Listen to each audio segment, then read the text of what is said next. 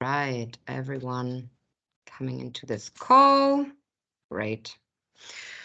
So hello, everybody. I would like to welcome you to our new Trend Roundtable with experts from the industry. And today we're going to talk about what will shape the social media, the digital and the influencer world in 2024. And yeah, share some insights and some best practices for you when you're planning your strategy for next year. And it's not only me, Pascal, I'm head of marketing here at Territory Influence. It's also Raphael Schwarz, our executive director, who has been with Territory, I think, more than 10 years already. So he's probably the best when getting the insights from the agency perspective. Then we have also Martin André here. He is the founder of AMP Digital Adventures, a company which focuses on AI, on digital innovations, and full funnel consulting. And he also wrote a book, The Digital Bootcamp. I think, Raphael, you read it. So this is all interconnected. Welcome.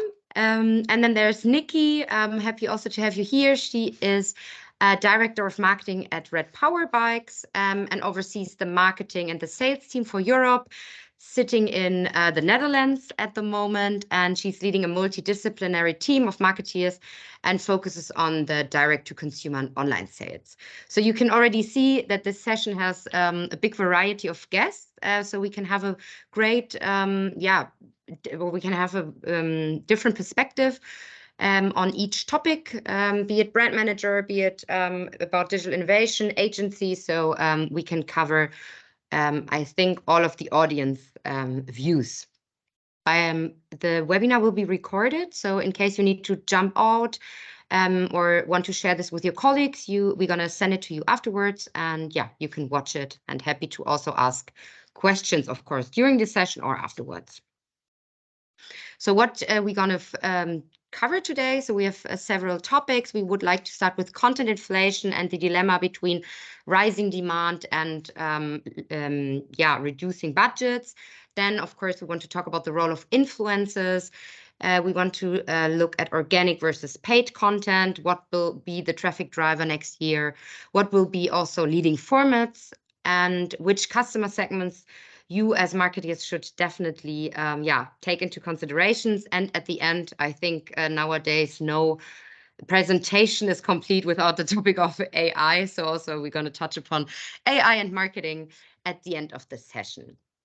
So yeah, before I talk more about the agenda, I would say we can directly start. So yeah, as I said in the beginning, content inflation is a topic we're talking a lot about at Territory. So at the moment with new platforms, the chances of doing a lot of personalization, we have actually the highest demand of content in history. And you as marketers, of course, have the struggles of you always need to deliver content. So I think maybe we can start with you, Nikki. And maybe you can say how you, of course, as a brand manager from the practice, how would you tackle, or how you at Red Power Bikes are tackling this rising demand? Yeah, absolutely. And thank you so much for bringing this topic to the forefront. I think one of the approaches I take and I try to kind of share with my team is you don't need to go with every trend that's out there. You need to really understand who you are as a brand, and you need to understand who your customers or your future customers are. And really that should narrow it down, hopefully to a more manageable level of how much content you need to create. So don't spread yourself too thin, because you can't be everywhere. Then you just become nothing. You won't stand out. So rather be in fewer places or use fewer formats, but do it really well, because people will remember you. So that is the number one principle that I usually instill in my team. And is there any so that was kind of a best practice. Is there any example you can maybe give? So for us, one of the things that has really changed, we have implemented two big changes this year, specifically to adhere to this kind of increase and also the speed at which you need to create all this content. One was we switched up how we shoot. So when we work with models and locations and photographers, we try and shoot in an environment that is not too limiting. So it's not a specific location, but for example, we did a green screen shooting in a studio. So you can switch the background in and out. You can use those model lifestyle images in different formats more easily. Another one, we moved away from the more traditional Adobe platforms for content creation, and we switched over to Figma, because you can create a much bigger templatized system and you can create content much faster. That's at least our experience through Figma. So those are two big changes for us this year that have really helped us tackle this increase.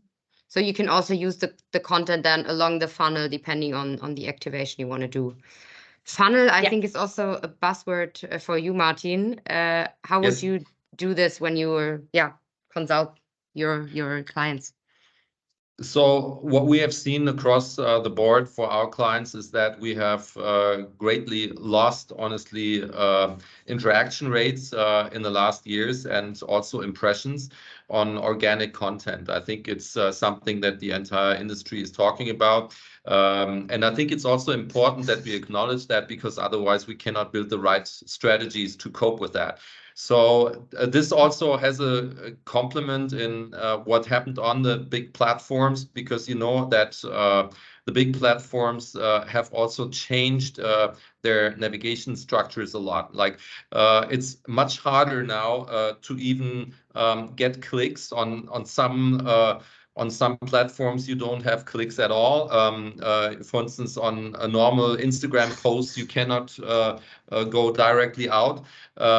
You would have to go through link in bio and the like. This is something that you know, all of you. And the same is also true with zero-click content that is now offered on the Google search page.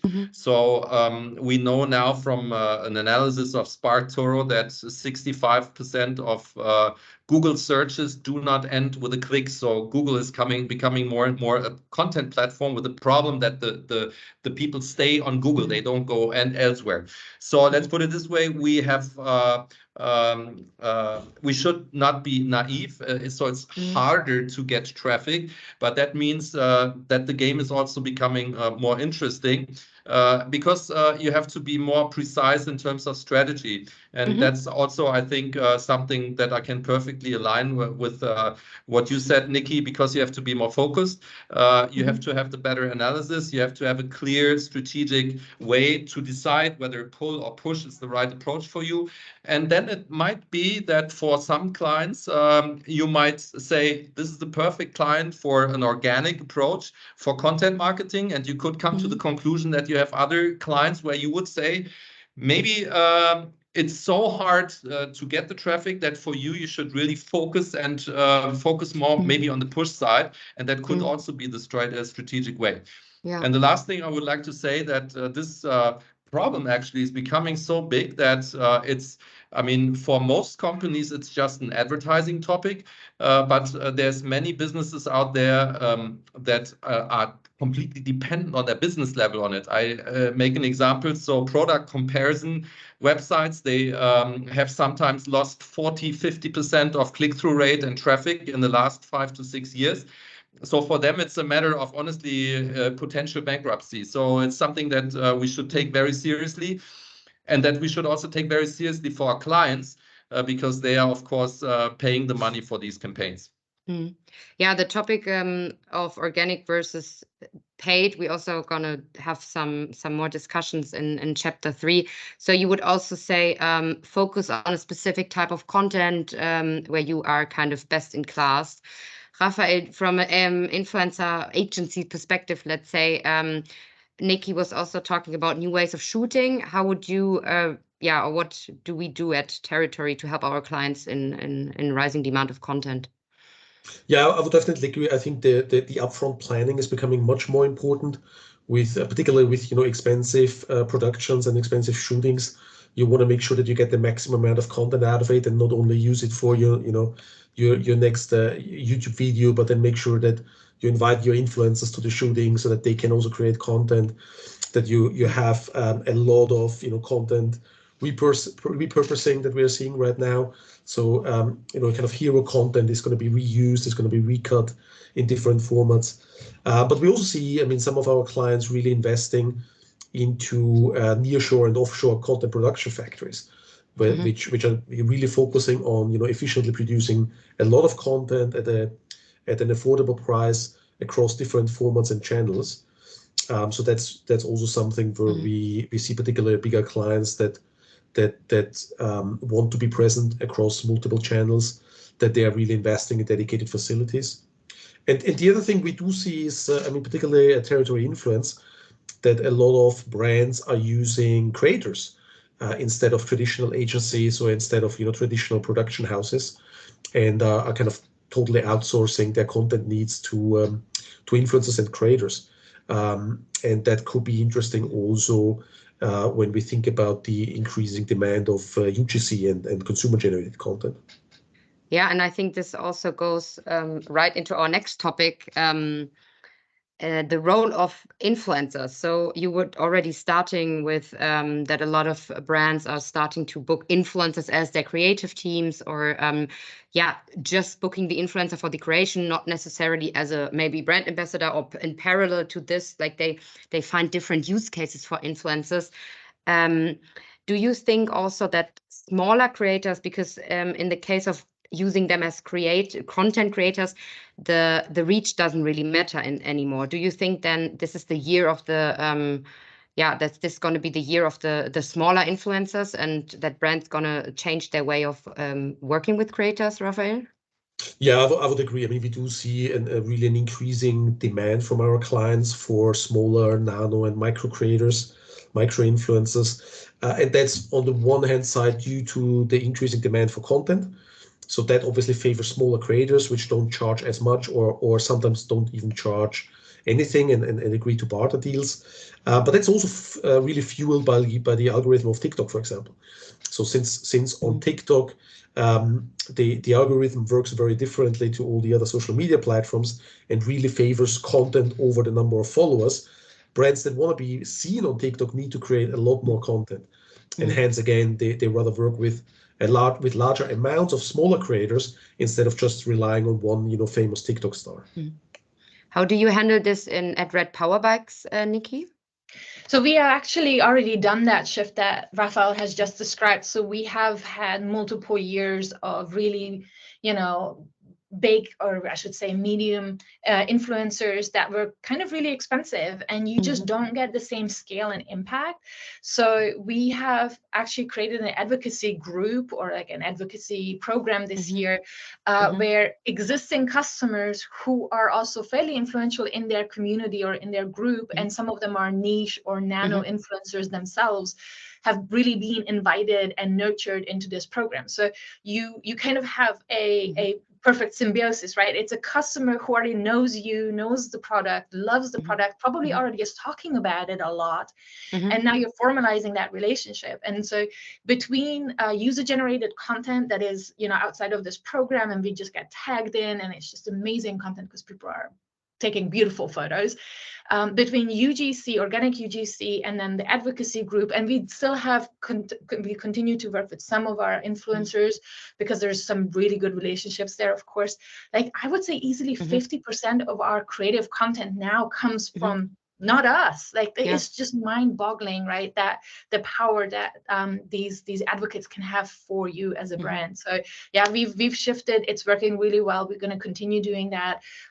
It is, if somebody hasn't done it yet, please consider it. It is just so strong for you. Yeah, actually, own influencer squad is definitely also a topic where we are talking with clients a lot about, as you have this trust in between brand and influencers then seen over a long time, which of course then increases credibility, increases creatives, etc. So I think that's also one thing what will be important, is important, and especially community will also stay important next year. Maybe Martin, as you already started talking about organic versus paid, so we now talked about how to create a lot of content, be it with influencers, be it with consumers. Now we have to decide what we're going to do with the content. Are we playing it, or like displaying it organically, paid? So we all have heard about the latest development at Meta, probably, that Facebook and Instagram now want to offer a paid version where people can kind of skip ads, how do you think will this change the way how brands will use organic and paid advertising? Will it, yeah, maybe you can. So I don't think that the viewing behavior on Meta/Facebook will change dramatically. So I think a very high share of the users will go for the free version. So I don't expect any change here. As already mentioned before, due to the difficulties on organic, we often recommend to our clients to do more in paid advertising. So I think you really have to evaluate where do you have a chance in organic. So be selective, be focused on fields where you can win this game. By the way, I find it quite interesting that we have a lot of clients who had, let's say, too much focus on organic. So we have quite good experiences in, let's say, adding the paid funnel. So that's something that we do quite successfully. And also here, typically what we experience is when you do that, it's nothing that comes quickly. So typically we take 3 to 9 months to optimize the paid funnel for our clients. So this is also sometimes getting in the way with companies who promise you put paid on and then it works immediately. This is not the way we work. So typically we optimize and we can sometimes triple or quadruple the click-through rate and the performance of our ads in this let's say time frame of 3 to 9 months. So that's also something that I would recommend to clients. So don't try it, and if it doesn't work immediately, do something else. This is something that you have to build up sustainably. You have to also let the algorithms learn your advertising. You have to find the right target group. So it's a little bit of very detailed homework that you have to do, and then it works very well for our clients. Yeah. How do we, can we combine organic and paid influencers with on influencer content? Do you have any suggestion here, Raphael? Yeah, I mean, it's indeed also something we do recommend to all of our clients, not just to rely on the organic reach of the influencers, but always put aside some budget for paid. I would also agree with Martin. I don't expect that the subscription model of Meta is going to change a lot consumer behavior. But I also want to point out that I think the fundamental issues of paid digital media are still not solved, right? I mean, just 3 months ago, we read about the big scandal with YouTube where 80% of impressions were not generated in line with their own service policy. And I mean, Meta had the same scandal, I think last year or 2 years ago. So those fundamental issues in terms of, digital ad fraud, in terms of viewability of your advertising, in terms of transparency of measurement, they are not solved yet. And those have nothing to do with the question of whether you have a subscription model on the platform or not. This is really kind of the basic homework that the platforms still need to really tackle and really need to solve in a sustainable way. You're already nodding, Nikki. You also agree with the 2 others, I guess. Yeah, absolutely. I mean, it's a total quorum here. I think all 3 of us are pretty much aligned. Like the new subscription model will not change the media landscape.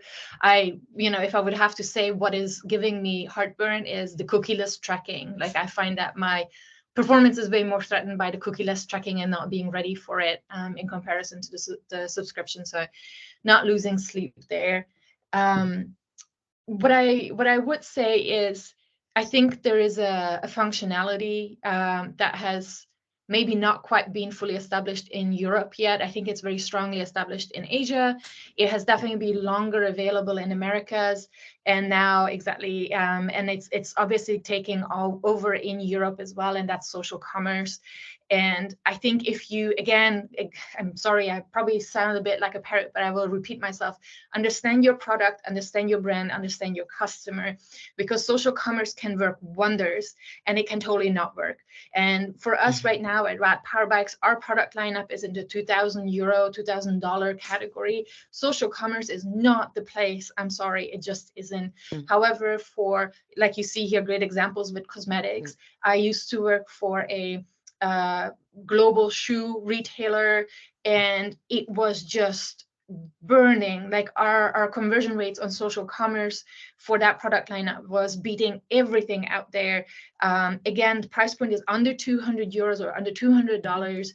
It's magic, right? So learn about it and learn whether that works for your customer base or for your product lineup, because there is plenty of tools out there that fit very neatly between your organic and your paid media activations. Yeah, I have the feeling that some of our clients can also, try out more. We did several live streams in the past, also, of course, working with social commerce, be it shoppable posts, content. So we are doing a lot in that, but I think especially in Europe, some clients are still a bit shy. So now with the new TikTok shop, I mean, that wasn't also available, right, for a while. So now as this is finally available for live stream, I think we're gonna see a lot, hopefully next year then. What else would you say besides social shopping, or in this case live stream, will be a relevant format for next year? Yeah, I mean, if I'm the one to go first, then I think my answer would be people still want to be entertained. They might want to learn. If you can entertain and teach, that's the best combination you can get through. So, our lives are difficult enough. The news are bad enough that we are trying to escape on our social platforms. So keep entertaining customers and prospects, video formats, podcasts, you name it, right? Something that is more interactive, that kind of sucks you in, would be definitely something that I would push for in 2024, like I did for 2023. And again, my goal is merge the education and merge the entertainment together. That way you will be surprised how much content a customer can consume from you. Like it's kind of a really subtle influence that you're giving out there.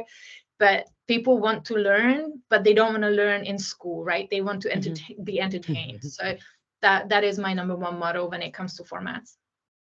Nice. Edutainment was the buzzword, I think, last year or this year. Cool. Martin, do you have any other formats which you think? So I agree with you, Nikki. So we have the most successful campaigns that we did are video formats. If you ask me for a format recommendation, but I will add something that I think is quite interesting. So let's say the situation for my clients is typically that we create a holistic funnel. And often we find that the clients we take over, they do not have a very managed and systematic approach to, let's say, their brand appearance, their brand codes, and so on. So that's why, interestingly enough, when we do that, we first try to do that with static ads. Why? Because it helps you to find out what are the key brand cues and brand codes. It's also more simple. You can kind of find your format. And that's the way that we build it. And then, interestingly enough, we go more towards video. And also we try to, by the way, then integrate organic then into the look of the brand. So interestingly enough, I would agree on Nikki on what's the most successful formats, but the way we build it is a little bit the reverse. Interesting. Raphael, I know that you talk a lot about social audio. Nikki also mentioned that. Do you think that's the way to go? Yeah, I fully agree to what both Martin and Nikki said. I think the one format I would also really watch out for is indeed podcasts and social audio. I think podcasts have really established themselves as a media format. I mean, people are spending hours and hours, listening to podcasts on the way to the office, on the way to whatever, leisure activity they pursue. So that is really becoming an interesting advertising format as well. So I'm really keen to see, how that transfers into social audio. And the other one I would not forget is is really written content because it's so powerful for SEO, right? So I mean, all of us are Googling all the time about new product services, how to solve certain problems. So from that context, I would not neglect it because it's so powerful in terms of search engine optimization. Thank you. So I hope everyone took notes on what to focus on. So besides formats, we also need to know who we should target, of course. And prior to this webinar, we found this article on Forbes saying brands lose by ignoring Gen X. So Gen X, or millennials, however you want to call them, the the people with increasing purchasing power in the market. So I know that Martin had a different opinion than the others on that. So are marketeers and agencies too obsessed with younger target groups? And should they even focus on older generations? So I can make it fast. I just can say I agree. So I think you need to take a close look to who are the people who buy your products. By the way, the one thing I never forget, we had a client. The client thought that his target group was 14 to 20, so a very young product. And it was a very young and cool and trendy product. And then we checked who's buying it, and it was people who are much older. So often even the brands do not understand who is the real target group. So my point is fast, agree, be analytic, who's really buying your products, and take the channels that speak to the right target group. Otherwise you lose money. That's what I think. What do you think, Raphael? Are we obsessed with Gen Z? No, I would fully agree. I think also just to maybe put it into a broader context, I think as marketers we're sometimes simplifying things too much in terms of assuming that because we love our brands and products, that the consumers who buy them are exactly like us, same age and the same education, income, all of it. And obviously that's in most cases not the case. So I would fully agree to what Martin said. I think understanding your target group, understanding who is purchasing your services or your products, but also who is influencing that purchase is so critically important. Because if you just look at ourselves, it's just not representative enough. So and in general, we tend to in marketing we tend to be obsessed by the shiniest and trendiest objects and tech gadgets, and then again we forget that actually older people tend to take longer to adopt to those things. So we should really pay attention to that. Red power bikes, who buys a bike? Yeah, so this is where I'm going to be the center of this conversation. So I'm the mom of 3 Gen Z children, and for certain I can say that they are the most social media savvy generation that is out there. Some of Gen Z is also already ready to spend money, right? Some of them are old enough to actually have their first jobs and start spending not mom and dad's money. So I do think that social media and Gen Z are very tightly knit, right? I totally get that. Are they obsessed with that generation? No, I don't necessarily think so. I do think that most social platforms are evolving their platforms for that generation and the even younger, the alpha generation. And that does create kind of that technology lag, right? That technology disconnect that Raphael mentioned, because there are boomers on social media. There are Gen Xers and millennials on social media. And, surprisingly, it was surprising to me anyway, when we did our full customer research, we did actually find at Rad Power Bikes that it is boomers and it is Gen Xers who've primarily been purchasing our electric bicycles. And we had, it was surprising but not shocking. So we weren't like completely off in our advertising, but we have basically reformulated the when, what, how are we representing ourselves on social media for that generation, and slowly inching into the younger generation with our advertising to build that brand awareness. So there are boomers and Gen Xers on social media. They might not use all the functionality. They might not use all the different social media platforms. So again, it comes back to also what Martin said, understand your customer, be where your customer profile fits, right? Where you can connect meaningfully with the right generation. And, you know, I have to say to some of the boomers and Gen Xers out there, I'm sorry, but maybe Snapchat wasn't made for you.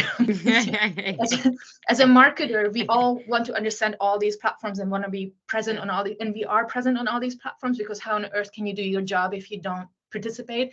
But I think you have to distance yourself as a marketer, whether you're seeing Snapchat because you're a marketing professional or because it's your crowd. I'm on Snapchat because it's not my crowd, but it's my job, right? So I do take that kind of observation. I don't feel excluded, but it's not where I go when I want to be entertained. I go to YouTube, right? I'm the older generation. Me too. Who uses Be Real?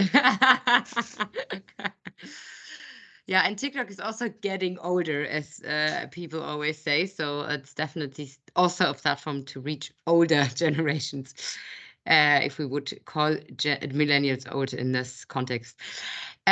Great. So let's close this roundtable with our favorite topic, AI and marketing, opportunities and limitations. Raphael, maybe you want to start from a agency perspective. What would you call out as opportunities and limitations for us, for influencer marketing, or the creative industry in general?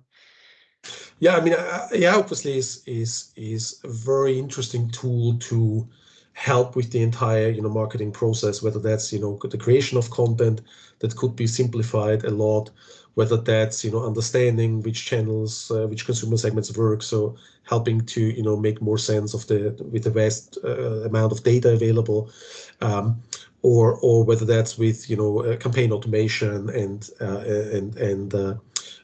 improvements within the campaign process. I think also it's fair to say that there are still a lot of question marks in terms of also the legal context. I mean, if you think about AI in terms of image generation, in terms of ChatGPT, there's still a lot of unclarity about property rights and intellectual rights. So that has to be solved before it can really unlock a lot of opportunities in marketing and within agencies. But it's certainly an area that we are super interested in as territory, and we are exploring it, and we are running a lot of tests to understand how we can use AI and generative AI in the future. And it will certainly change a lot of processes, a lot of the old systems, and hopefully unlocks a lot of creativity and a lot of performance in advertising. You also work a lot with AI, Martin, right? So what opportunities do you see for next year? Actually, AI was the game changer for our company this year, because the thing is, we had invested in a AI technology already years ago, and to be honest, before ChatGPT was out there, it was very slow. So it was very difficult to convince the clients at the time. So I'm lucky because my AI works exactly the opposite as this generative AI, because our artificial intelligence is analyzing text, typically the evaluations of consumers. So we can, like, if you want to know what is the purchase driving factors for your brand, instead of doing market research, you can use our tool. It's called quantum3.ai. You can also check it out on the website. And we can even turn this around in 24 hours for clients. And this is a super cool thing because, let's say, it's very matter of fact. A lot of our clients, they want to start projects with artificial intelligence. So we have now about 50 clients on the platform who are very happy and coming back. And because it also allows them to do, let's say, little testing projects on the power of AI. And I think it's quite cool because I would still, if I was a brand, would I trust a generative AI to write the copy for my commercial, honestly, I would absolutely not do it. Yeah, so I think still you need natural intelligence to do that well. But of course, AI can be extremely helpful to find out what are people out there talking about and what is important to that for copy optimization. That's let's say the business that we follow, and yeah, so it has been really a game changer for us this year. So thanks to ChatGPT, was best And thing all the ever buzz, happening for us, but for a different reason. Yeah. Okay. So one thing I picked up was like kind of social listening was one thing which can be improved by It's not AI. social listening. Maybe I should say maybe it's really giving you because social listening will always be anecdotal, but we really let's say use thousands or sometimes 10,000s of evaluation, and we can basically show what are the key factors of significance, just to make sure it's because social media listening was out there all the time. I think it works a little bit different. Okay. Thank you. It's interesting. I'm going to check out the website. Yeah. How do you use AI, Nikki, at Red Power Bikes? Are you already, I don't know, experimenting? So I think we need to definitely make a difference, as Martin said, between generative AI and artificial intelligence as a topic in general, right? AI has been around for quite some time now, and we do obviously have a lot of AI-empowered tools, marketing tools out there, like social listening, like analytics, like big data analytics that gives you marketing insights. There's lots out there, chat bots for customer service, etc. So those have become pretty standard, I think, at this point. Yeah. So that's awesome that is continuing to evolve. I think when it comes to generative AI, like a ChatGPT, we are experimenting with it. Let's just say it that way. It's definitely not integral part to anything that we are doing. But what I would caution against, and maybe this is just me being I'm pretty risk averse in that sense. I'm not one to force a new technology to be implemented because it's trend-setting or it's because being talked about a lot right now. The example I like to bring is Google, right? Search engine results with Google. Google has become a verb that we use in full sentences today, but it's a brand. But who remembers which company was actually the first search engine out there? It wasn't Google. Google wasn't even one of the first technology platforms out there. Google was somewhere middle of the road, right? So I prefer when technology has worked out its kinks and it has a real purpose and an understanding of how it works, then let's start talking about the opportunities and implementing it into work streams and adopting it as a company to become a backbone of something. I do not like a lot of risk, and I'm sorry, but generative AI provides currently an incredible amount of risk, from plagiarism to repeating incorrect information. There's just too much out there that I will not hand over to an AI at this point. Yeah, and I think the whole hype around the metaverse should tell everybody a cautious tale about jumping on the latest technology trend too early, without really thinking about its use cases and the values and the benefits it has. So yeah, I think people should experiment with it to know what's kind of coming, or if people haven't used ChatGPT yet, maybe they should try it out to not kind of how do you say that, get lost. So I think that's also what we at Territory, of course, we are already since a while looking into what could be opportunities for our creative industry.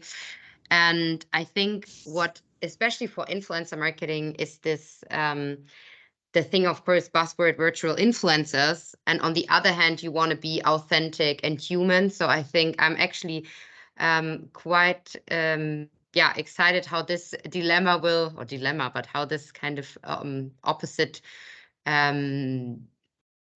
things we're gonna evolve. So be it virtual influencers, I was just finding this campaign here from BMW Or is it how our client service director says, influencer marketing is ongoing human oriented? So people buy normally from humans.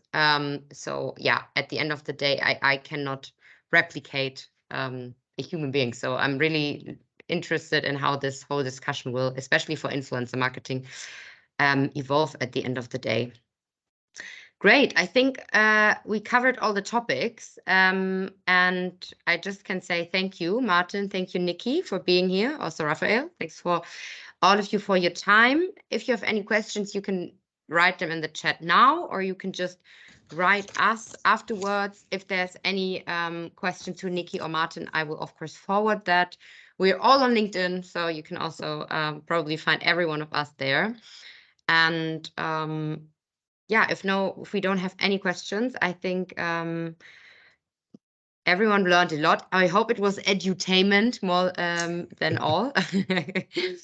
And yeah, you're all going to get the recording and the presentation, of course. And have a great rest of the day. I think most of you will hopefully stop working very soon. And see you 2024.